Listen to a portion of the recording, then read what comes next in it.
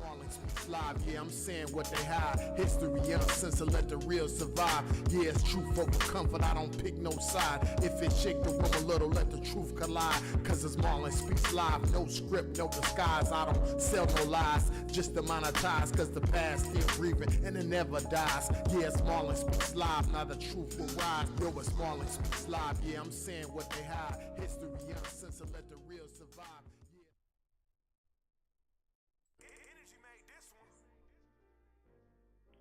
Yeah, man. Yeah, I'm back with another one.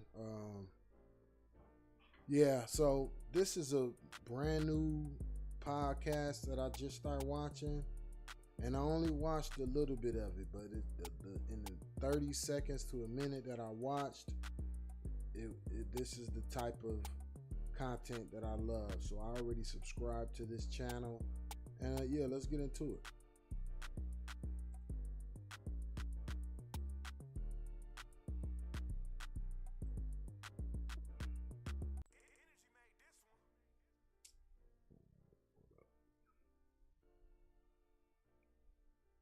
Another one.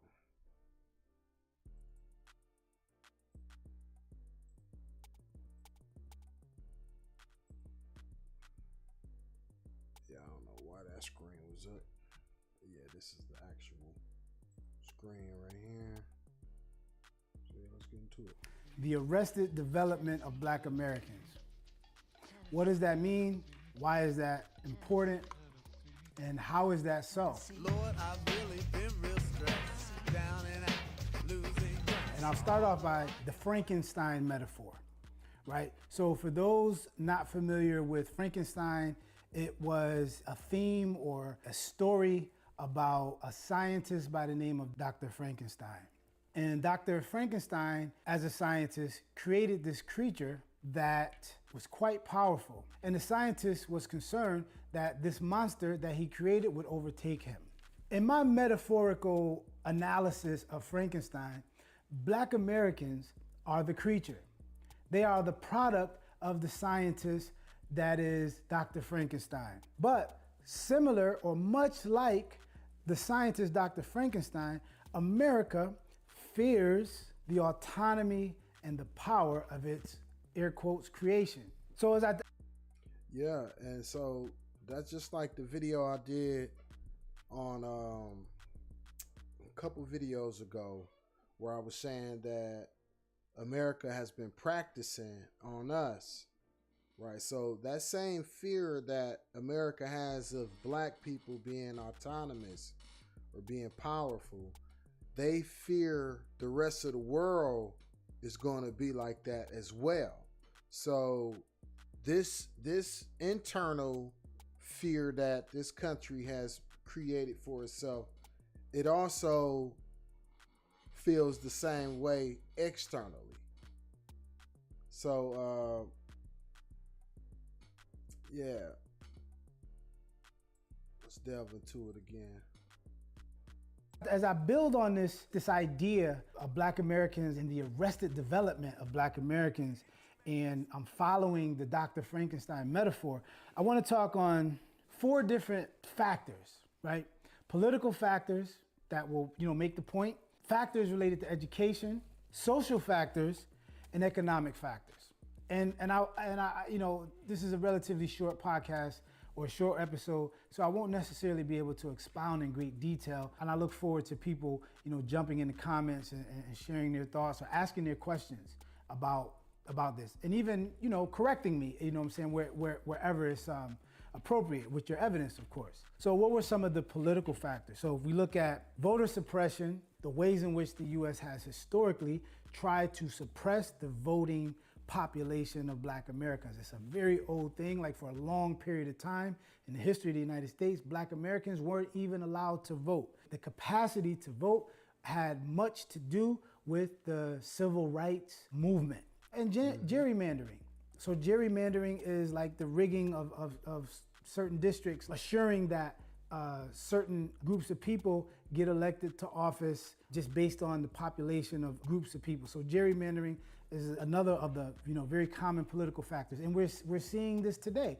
We're seeing the redistricting or the redrawing of districts across the United States, which has significant implications in terms of who gets elected. So gerrymandering was something that happened, leading up to the civil rights period, and it's something that we're also seeing occurring right now, as well as the war on drugs, right? So we speed it up a little bit. You see the war on drugs and the political rationale behind how drugs and where drugs are distributed in terms of this foreign substance that is grown in places like South America or Southeast Asia, and somehow or another it penetrates the borders of the United States, and then they somehow end up in the poorest and most divested communities in the United States, right? So we have to ask ourselves, logistically, how is this possible?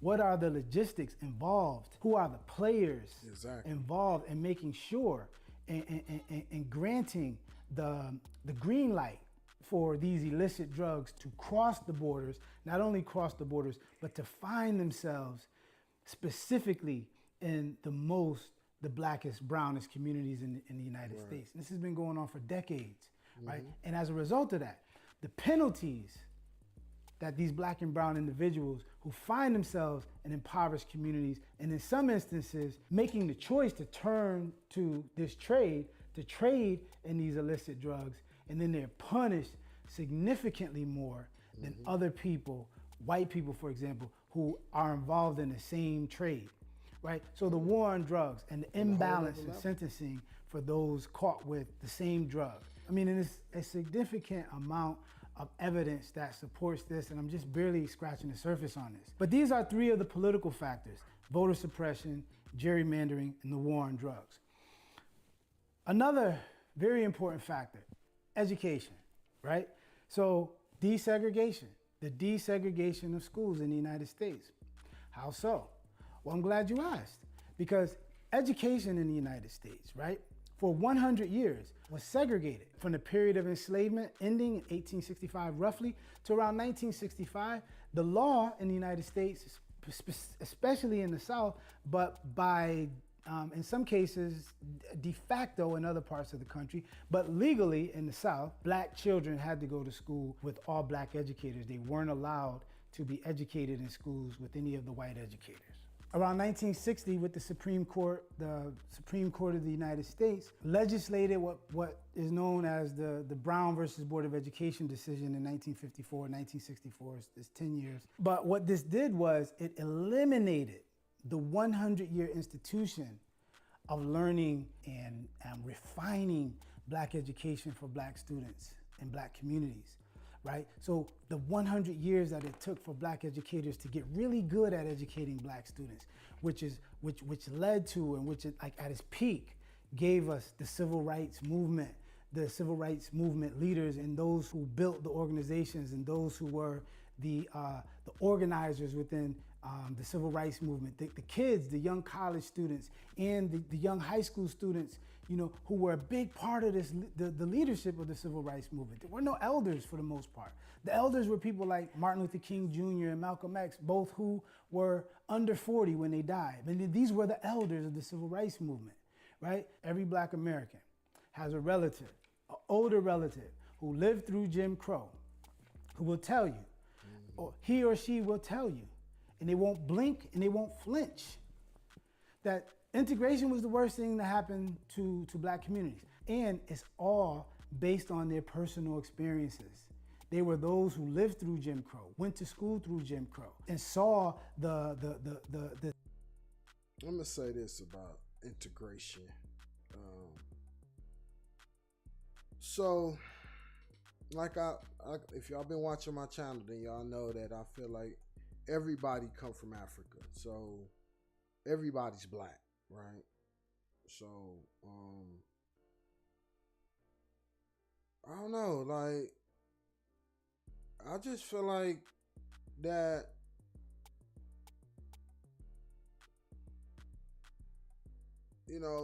what they might have had before might have been good on a certain level with certain people within our community, But it's certain other people within our community, a small percentage of us that want to go higher, or not even a small, it's a nice percentage of us that want to go higher than the red line districts that we were relegated to. Yeah, I don't think integration was the worst thing. I think we need is something more than integration, to be honest with you. I believe we need some reparations. So then maybe we could create, an all black, all melanated type of culture that's actually better than that's actually better than our counterparts. Like we got all the resources we need to create our own utopia. Yeah. So I don't think that the segregated Jim Crow was better at all. And I don't think integration is the answer, this form of integration. I believe we need something more. So yeah, that's my take on it. The things that were created by black people, and now they have the benefit of hindsight to look back in terms of looking at what we lost and what we had and where we are today. And they say that, and they don't flinch.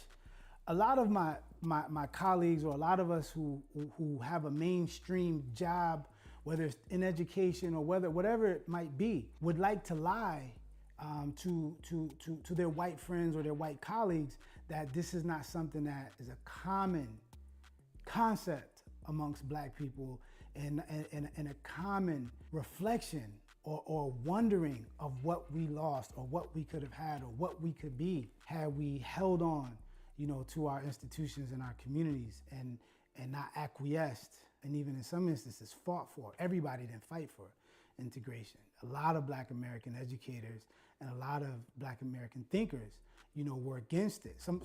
For example, W.E.B. Du Bois. He said what black children need is schooling. They need education. He said if that education happens within institutions with educators who look like them, and who nurtured them, and they have low resources, if that's an option, and the other option is to have them in schools and institutions with educators who don't look like them, who don't like them, who don't respect them, who don't understand them, who have no connection to them, but have a significant amount of resources. He said if those are the two options, leave them in the schools with the limited resources with the nurturing educators. He said this in the 1930s. This was 30 years before the Supreme Court decision. And another factor is the normalizing of underachievement. If we look at the ways in which, black students, the underachievement has become normalized. No one is raising the alarm, or we're not treating this like our hair is on fire.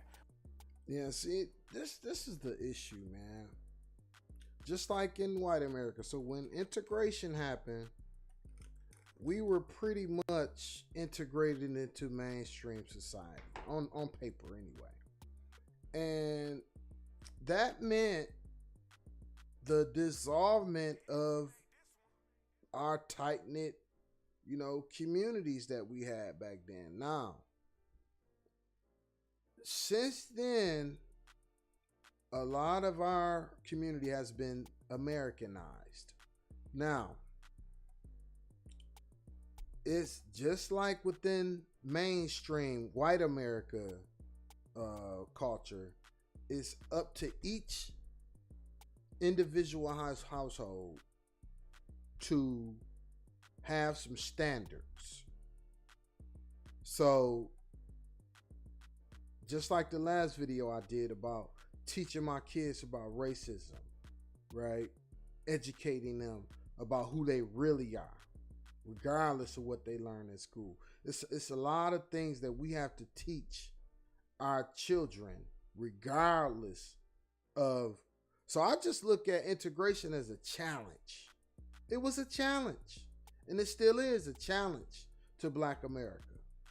Are we gonna hold on to, and not only that, but learn more about who we really are? Or are we going to let somebody who don't even know who they are tell us who we are? So that's where I'm at with it. But let's continue this video. We're not treating this like the crisis that it is. The fact that black students are having such a hard time in schools where there's 85% of the educators are white females, right? We're not raising the alarm. Like, this is a problem. This is a significant problem, especially given our long history of academic success and academic achievement, especially, but not only, within the segregated schools. And it speaks to the over 100 historically black colleges and universities that are all of them are over 100 years old. It speaks to the inventions. It speaks to the legacy of black doctors during the Jim Crow period. It speaks to the legacy of black lawyers and black thinkers and all of these black professionals who all found a way to contribute significantly to the fabric of the United States, despite being educated in all segregated, all black schools. So the social factor, one of the indications is mass incarceration. The ways in which we've seen the incarceration of not just black males, black people, black females, black women as well, become more incarcerated than anyone else in the United States. Like the rate of incarceration in the United States over the last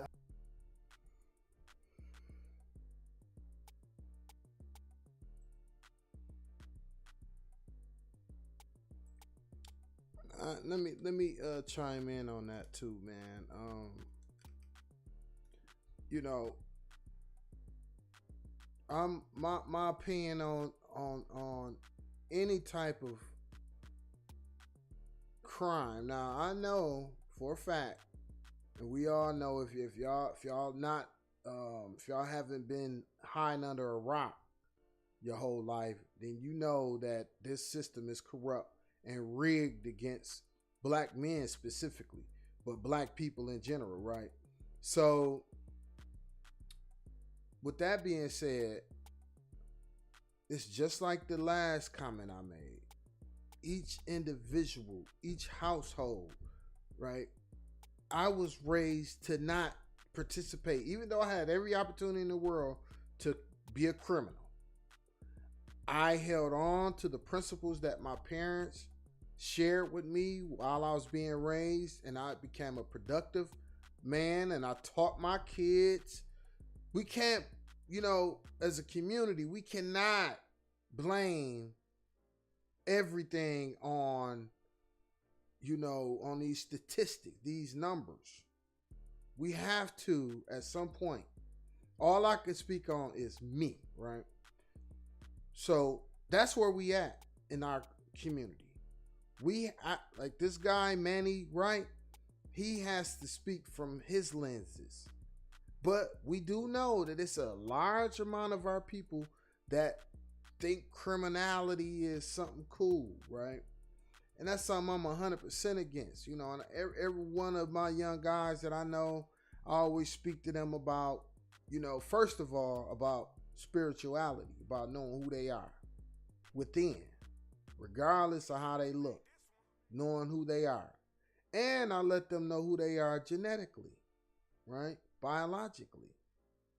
Let them know that, hey man, that melanin is the first thing God created. So you gotta empower yourself, and you have to empower others around you to really get inside of themselves, because that's where all the work starts, within. If we don't do that, all of these numbers and statistics and this shit don't matter, man. But let's let Manny continue.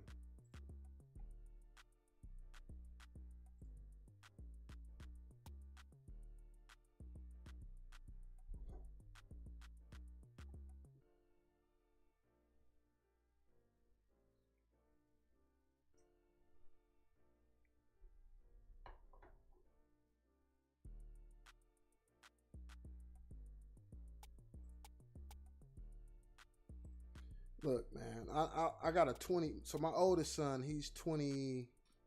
He'll be 25 this year. I remember distinctly when he started pre-K, his first day of pre-K. I remember taking him to his class, and it was another parent. She was a little bit younger than me, maybe 3 or 4 years younger than me. And so I'm about 30 at the time.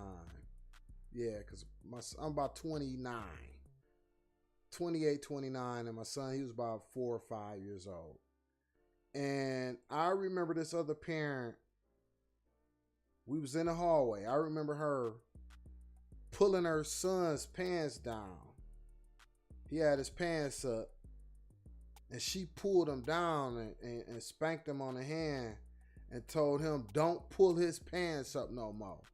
She told him to pull his pants down.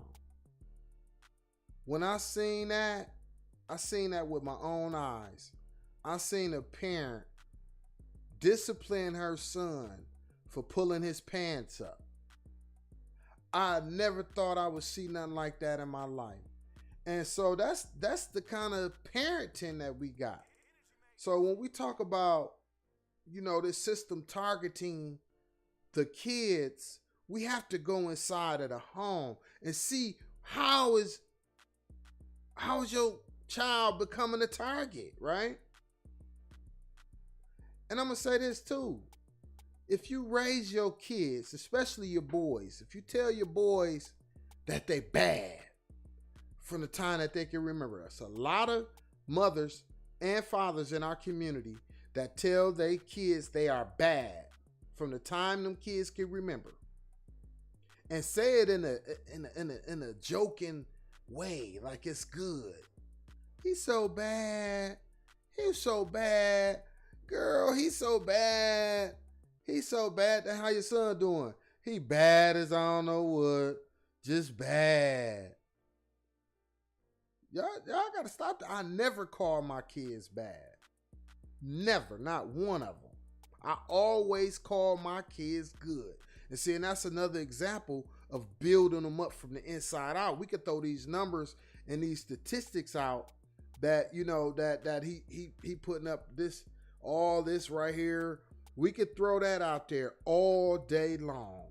But until we fix what's within, nothing will be done. They gonna keep targeting. Yeah, they gonna target our people. We gotta know to dodge some targets. Shoot, my kids were so nice and mannerable in school. It wasn't no way that they could be a target. And I ain't raised them to be like no. I raised my kids to be strong inside. Not to be tough and fighting and, pants hanging off their ass. No. I didn't teach my sons to be bad. I taught my sons to be good. I told them they were good. I told my sons and my daughters, you good, you are good. You can't tell your kids they bad.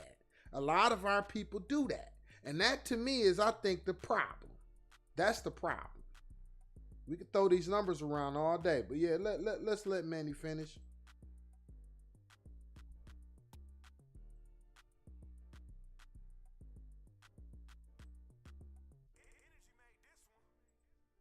Hold up. I think the screen froze up. I gotta go into it.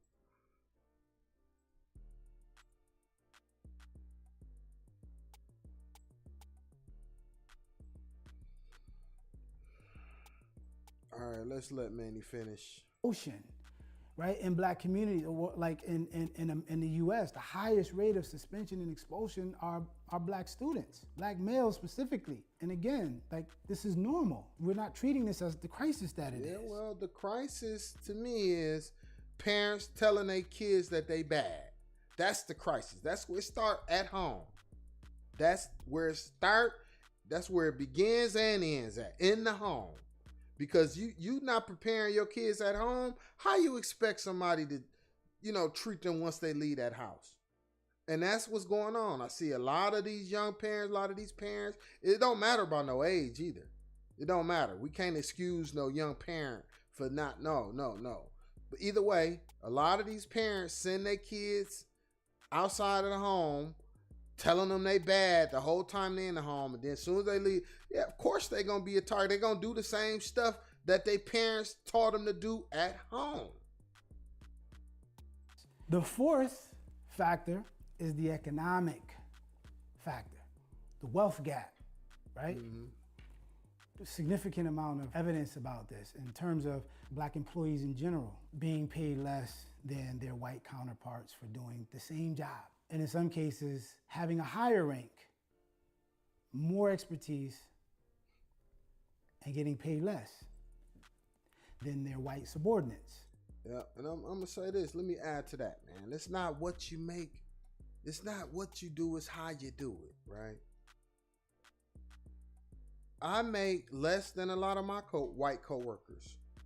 I drive better cars. I got a bigger house. I got more houses than them. A lot of them live in trailers. I have homes, multiple homes. I have many cars, foreign cars. My white coworkers be looking at me like they think I sell drugs. That's always dumb white people's excuse for when black men are doing well. They always think we sell drugs. But either way, I did let them know that I'm in the music business outside of my day job.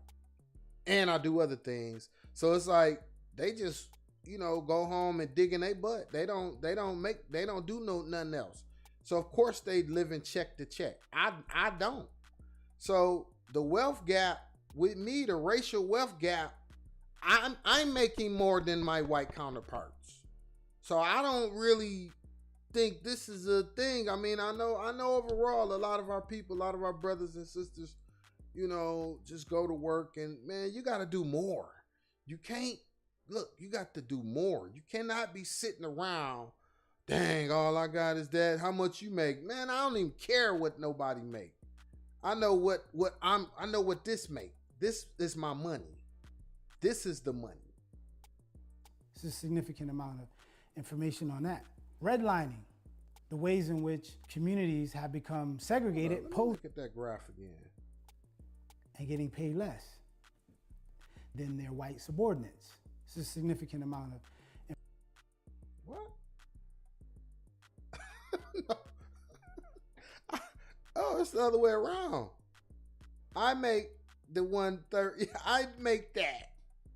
And the white people I know, they make what the Hispanic. I don't know. Y'all go back to my riding through Flint in my foreign video I just made. Yeah, man. We deal with dirty, racist white people around here, man. They ain't got no money. All the black people, all the ones I know anyway, we riding around here having our way. So I get you, brother Manny, but it's not my reality, man. I can't really, you know what I'm saying? I deal with a lot of black people who's very successful, regardless of what anybody's trying to create, any narrative or we get a lot of hate because we're successful. So it's the opposite. We flipping the narrative. But, overall, I do know that it's a lot of people intentionally trying to keep us down. Let's continue with this video though, because I love this content. I just subscribed to it. I got the link to this video in my description, so y'all go check out Manny Wright, and check him out. Information on that.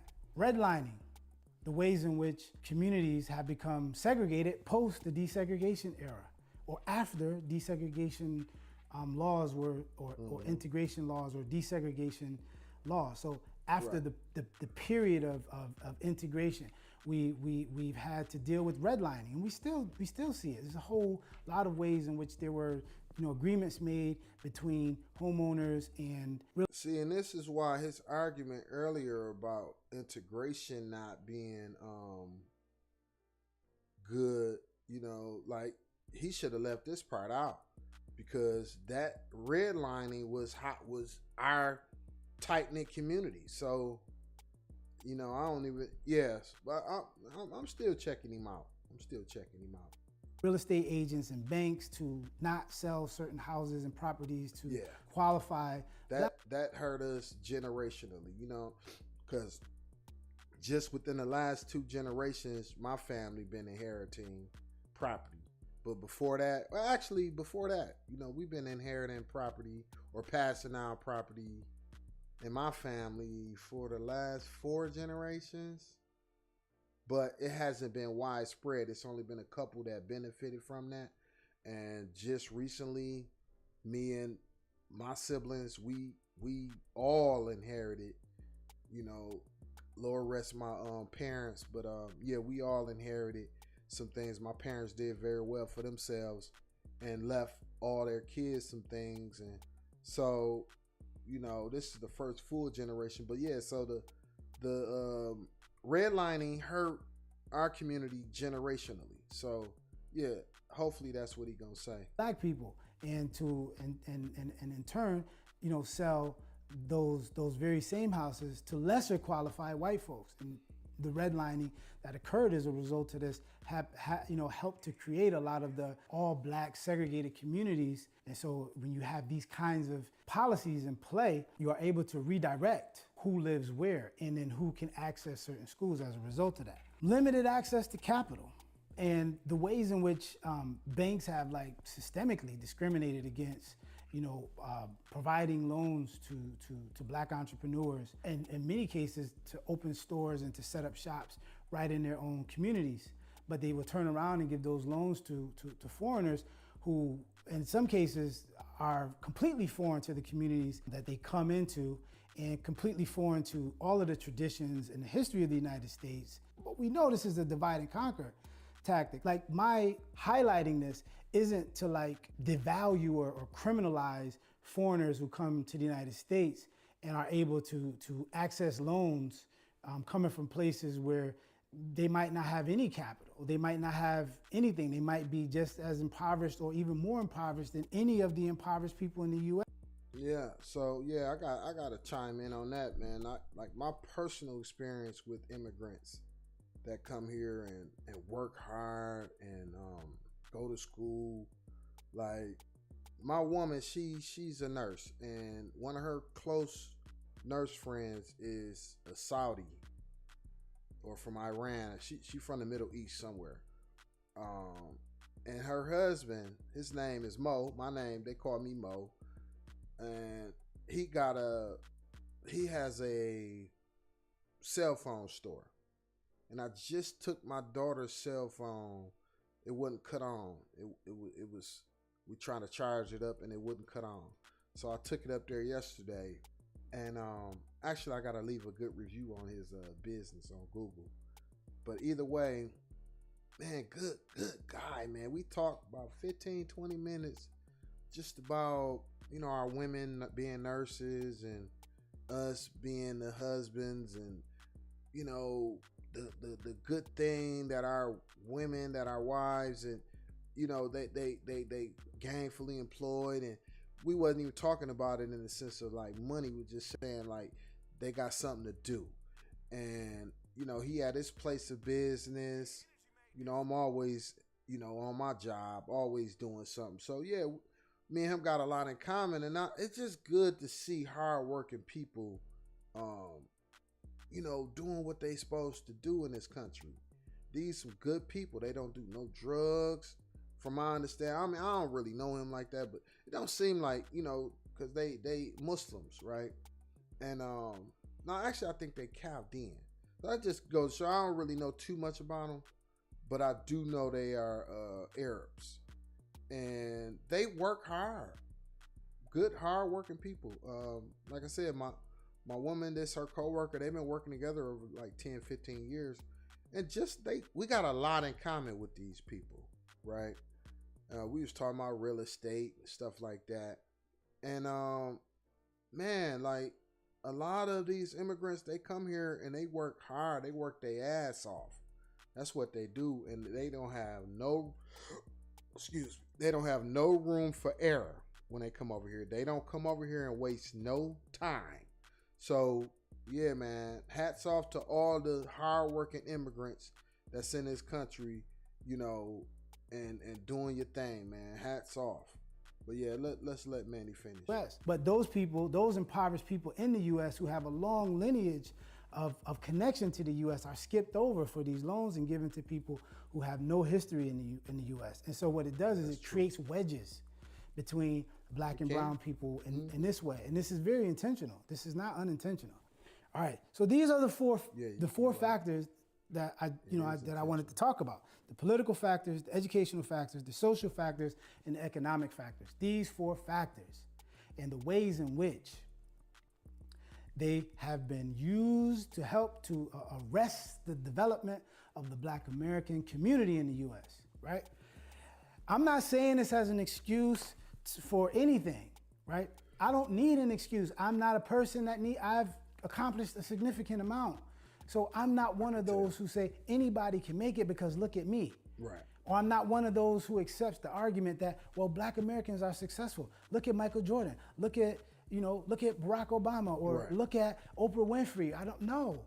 When we start to think individually in this way, and in our silos, we didn't survive into the modern era. We didn't survive the horrors of migrating from the southern states to various, foreign cities across the United States during the period of the Great Migration. We didn't survive that, except that we looked at each other as a collective and we dealt with each other as communities. Unlike today, where everybody's thinking about themselves and thinking individually. Well, these institutions. I'm gonna say this. Like I said, everybody's black. So that means I communicate with everybody the same. Everybody originally from Africa. And I let it be known.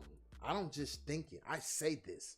Those words literally come out of my mouth when I'm dealing with white people, Native Americans, Asians, Middle Easterns, Mexicans, whatever kind of people. I always let them know, and especially my own people. You have to know your power. You got to have some facts within yourself when you and that's where we at as a people in this country. We already got every African bloodline in us. Now we can migrate throughout this whole country, throughout the whole world, and spread our insight, spread our, this bloodline, this gene, these genes that we have, they come with a purpose. And so I believe Black Americans' purpose is to spread out and show everybody how powerful they are. Give them insight on who they really are. A lot of people don't know who they are, man. That's our role, I believe, in human, with all the humans, is to give everybody insight and inspiration, give them the facts. Yeah, so I don't think the answer is going back to a red line community. You know what I'm saying? And so that's what I wanted to chime in on this right now, because it seemed to me Manny wants to go back. Seeing to me he might be a MAGA man. Like, believe it or not, a lot of our brothers in my generation voted for Trump. So he might be a MAGA man. I'm gonna have to go. I just subscribed to his channel, but I'm gonna have to go dig into. So yeah, he could be pro-black and MAGA. There's a lot of them. Trust me.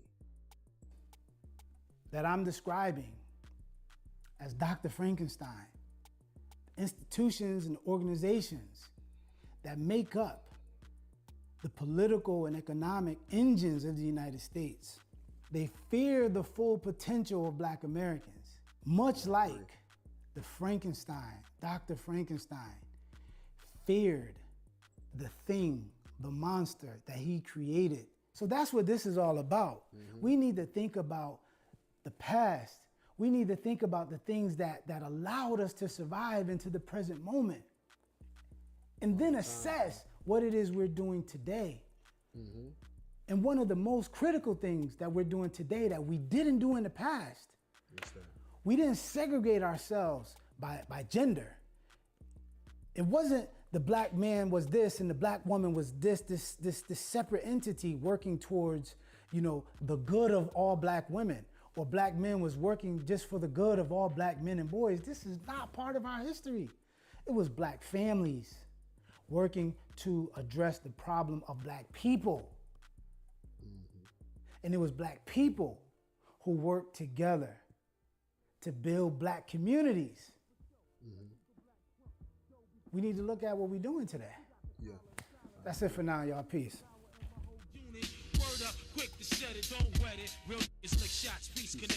No, yo, what's up, yo? Time is running out. Woo! That's one of my jams. Yeah, man. I agree. And I got some insight, you know. And I want to add the Frankenstein analogy is spot on. Frankenstein analogy is spot on. Like Black America, you know, if this was Frankenstein movie, we would be the monster. And the Dr. Frankenstein would be the system. And the white supremacists that, you know, pretty much was experimenting with our people. You know, the slave owners, the bankers, all these institutions that held on during the Jim Crow. And like I said earlier, now I like to stay tapped into what he just was talking about, our history, black history, and how it relates to geopolitics. So I'm going to say this. I'm gonna go out on a limb and say that same Frankenstein monster that we seem to represent here in America, the rest of the world, especially OPEC, the oil producing countries, they represent that. They represent that monster that America created with the petrodollar, right? And so now, you know, we got America invading Venezuela. They threatening Russia with Greenland. That's what I believe the Greenland power play is all about. And all of this goes back to BRICS. The form of payment, the group of countries that's basically trading with each other, that's leaving the U.S. out, right? And that's what I believe is going to be the beginning of World War III. And I said that in my last video. So yeah, the rest of the world and the petrodollar, all those countries that allowed America to live basically in an illusion for the last 50 plus years, them breaking away from that petrodollar agreement is the representative of Frankenstein's monster outside of the U.S. And so yeah, so now I don't know, man. Black America, we at a crossroads, I'm gonna say, because we're not friendly with this country. This country not friendly with us, or should I say, this country isn't friendly with us at all. Never have been.